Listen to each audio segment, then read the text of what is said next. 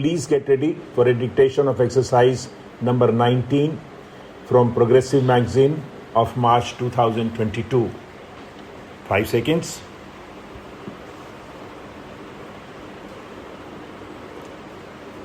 Start.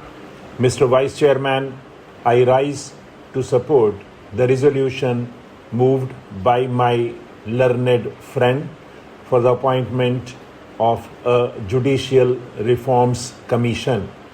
As mentioned in the resolution, sir, the purpose of this proposal is to ensure that our judicial and legal system becomes an effective instrument of social change and provides socio-economic justice to the underprivileged and the weaker sections of our society.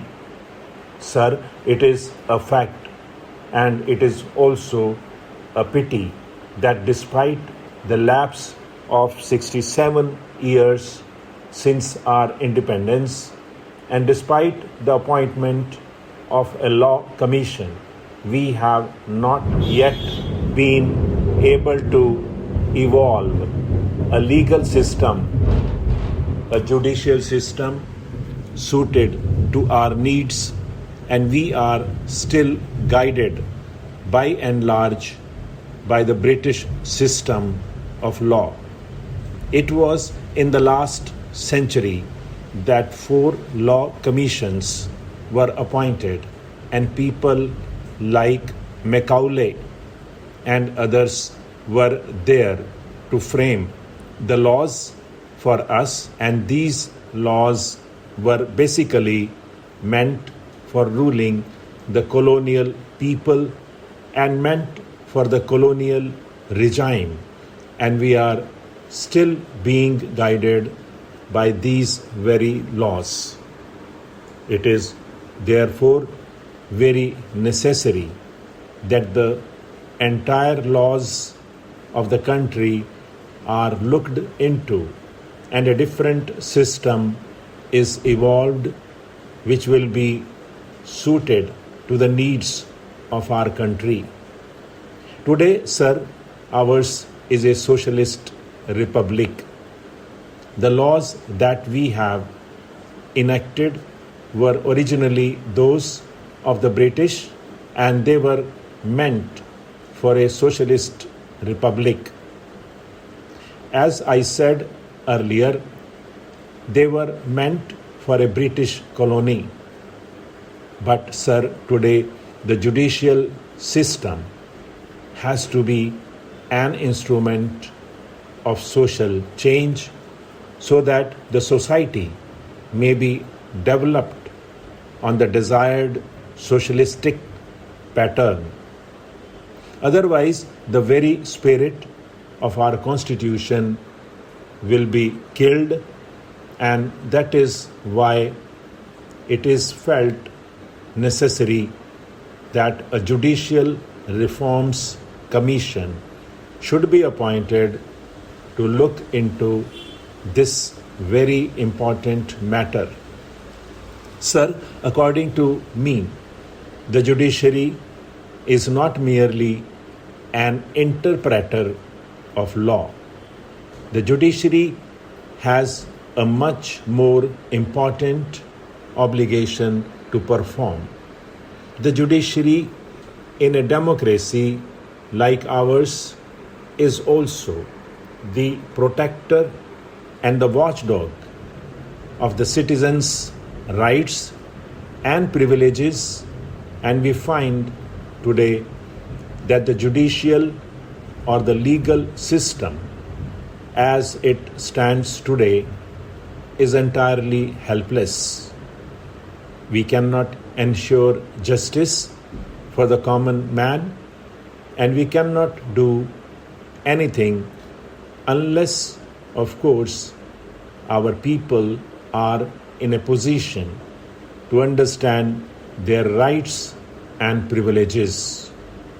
They also have no means by which they can take their matters to a court of law for justice, and unless these two things are done, our courts will keep quiet, will just watch the exploitation of man by man in our country, and of course, like passive onlookers, they would be just doing their duty as a formality.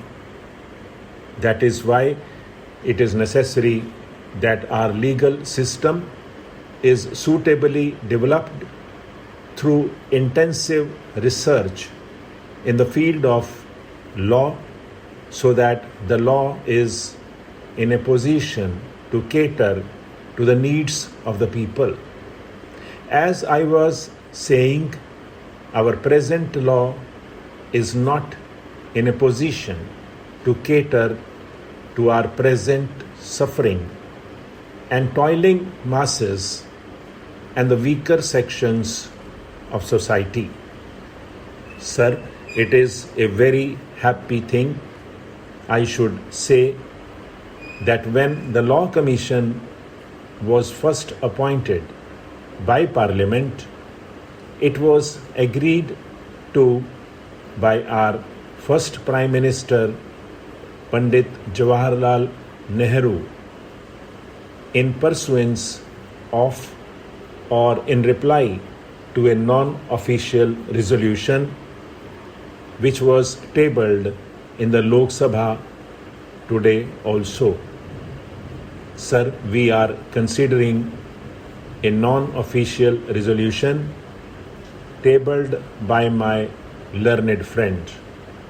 It was in 1954 that non-official resolution was tabled in the Lok Sabha suggesting the appointment of a law commission, and our learned and great Prime Minister Pandit Jawaharlal Nehru agreed to that resolution, in pursuance of which that law commission was ultimately appointed.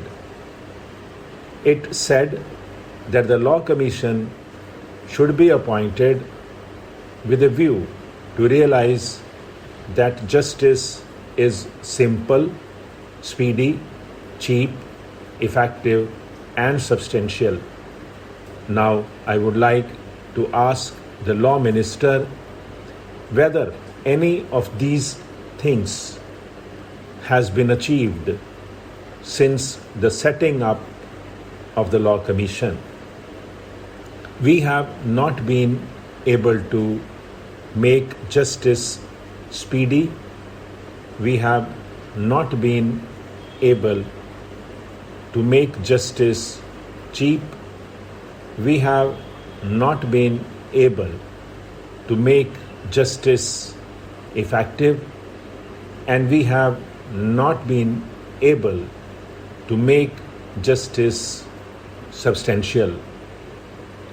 We have failed miserably in all these, and that is why today millions and millions of our countrymen who are not able to knock at the doors of justice, on the temples of justice, are not in a position to get social justice and economic justice. I am not talking of political justice, but socio-economic justice has to be ensured for the people of a welfare state, for the people of a socialist state, which is still not there. Therefore, since our legal system is not conducive to the establishment of a socialist pattern of society, the system has to be changed. A thorough research has to be done, and the matter has to be probed into deeply. Stop.